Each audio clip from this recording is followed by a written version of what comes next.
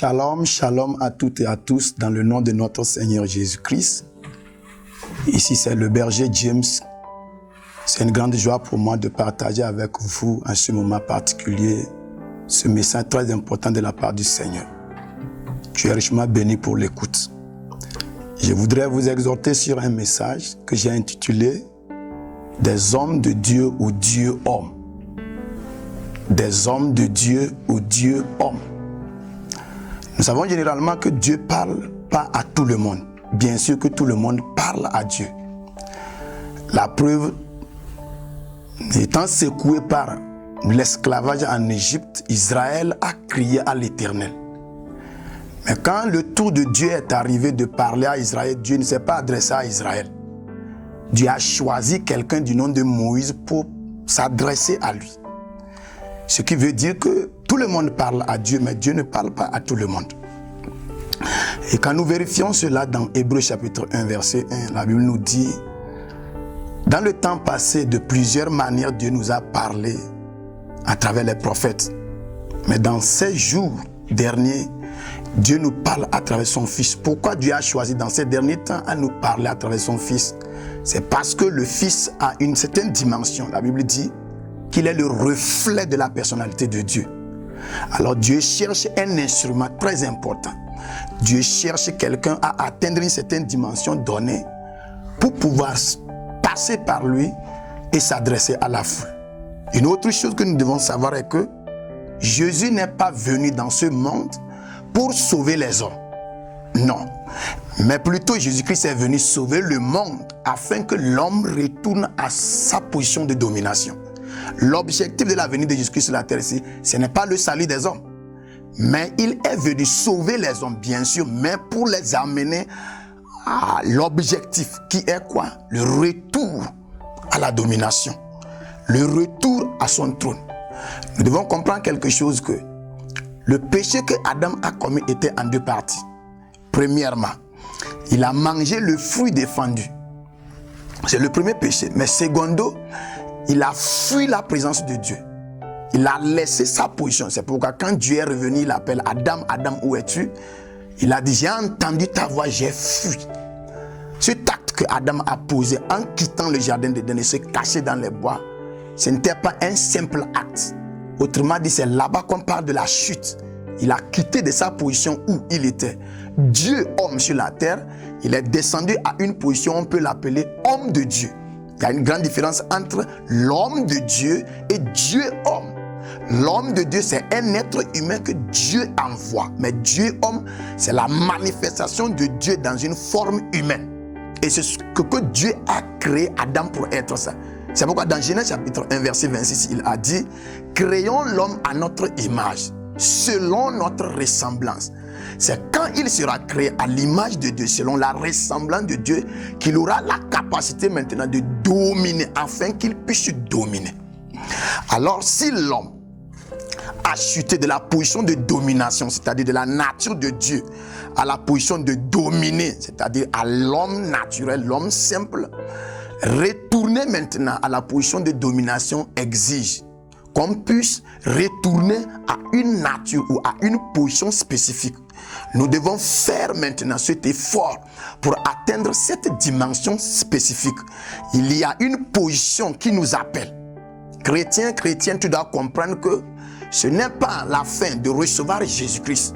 Après la réception de Jésus-Christ, c'est-à-dire le salut, nous devons comprendre qu'il y a une autre dimension, une autre partie qui nous est réservée. Monter, parvenir à une position où nous allons refléter la divinité sur la terre ici. Et pour pouvoir retourner à cette position, il y a un élément très important que nous ne devons pas ignorer. Adam a fui la présence de Dieu dans le jardin d'Éden.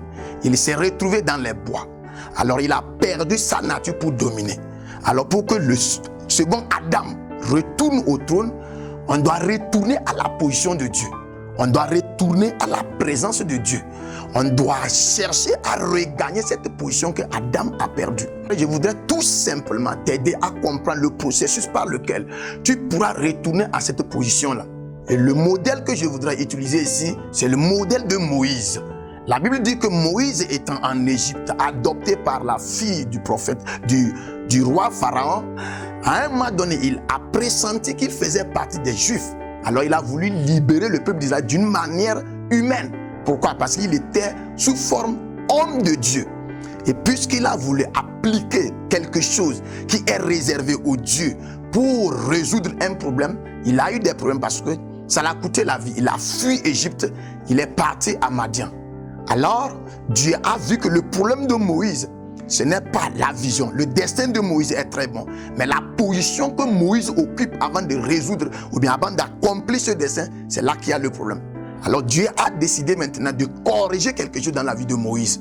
Étant en train de perdre les brebis de son beau-père Jéthro, alors Dieu a exposé le moyen par lequel Moïse retournera dans ce destin-là, dans sa domination, d'une manière sans difficulté. Alors je peux dire aujourd'hui que j'ai sectionné dans l'histoire de Moïse 3 étapes très importantes à quitter de l'homme de Dieu et retourner à Dieu homme. 3 étapes très importantes qui se sont manifestées dans la vie de Moïse. Et si nous suivons ces étapes-là, automatiquement nous allons atteindre ce niveau où nous ne serons plus des hommes de Dieu ou des enfants de Dieu, mais nous serons maintenant des dieux hommes sur la terre. Je voudrais vous parler uniquement de la première partie, la première étape. J'ai nommé cette étape de signe. Alors Moïse étant en train de perdre les brebis de son beau-père dans le désert, il est arrivé près d'une montagne qu'on appelle la montagne du Seigneur. Pourquoi cette montagne prend le nom de la montagne du Seigneur? Ça veut dire qu'il y a quelque chose qui va se passer entre l'homme et Dieu sur cette montagne. Alors, c'est Dieu maintenant qui veut amener Moïse à comprendre quelque chose. Alors Dieu envoie un ange. Dieu lui-même n'est pas allé, mais il a envoyé un ange. Et l'ange là doit créer un événement qui va attirer l'attention de l'homme de Dieu qu'on appelle Moïse. Pourquoi? Parce qu'en tant qu'un homme de Dieu, on a besoin des signes. Ce sont les signes qui guident les hommes de Dieu. Bien sûr, c'est une dimension très nécessaire. Et étant homme de Dieu, on ne pourra pas comprendre vraiment ce que Dieu nous veut si Dieu n'utilise pas les signes pour nous parler. Alors l'ange descend dans un buisson. Le buisson s'enflamme mais ne se consume pas. Alors cela peut nécessairement attirer l'attention de Moïse. Aujourd'hui, Dieu est sur le point de mettre quelque chose dans ta vie qui va attirer ton attention, qui va te faire comprendre qu'il y a quelque chose de surnaturel. Dieu veut que nous acceptons que nous ne sommes pas seulement des hommes ordinaires. Alors le moyen par lequel il va nous faire comprendre que dans cette boîte qu'on appelle le corps humain, il y a quelque chose de surnaturel, c'est de nous permettre de voir quelque chose. Alors Dieu passe par un signe visible, le buisson enflammé. Vous ne devez pas oublier que voir, c'est posséder. On doit comprendre le moyen par lequel Dieu veut que nous puissions atteindre ces dimensions-là. Alors le buisson est en flamme. Et ça peut nécessairement attirer l'attention de Moïse. Moïse lui-même dit, quelle est cette grande vision? Je vais me détourner pour voir ce que c'est. Alors, on peut dire que Dieu a réussi à attirer l'attention de l'homme de Dieu qu'on appelle Moïse. Et je sais qu'en ce moment particulier où nous sommes en train de marcher vers la fin des temps, Dieu est en train de relâcher certains signes spécifiques. Malheureusement pour nous, ces signes-là n'ont pas la forme de certains signes anciens. Ce n'est pas un buisson en flamme que certaines personnes vont voir, mais ça sera certaines manifestations à certains moments donnés.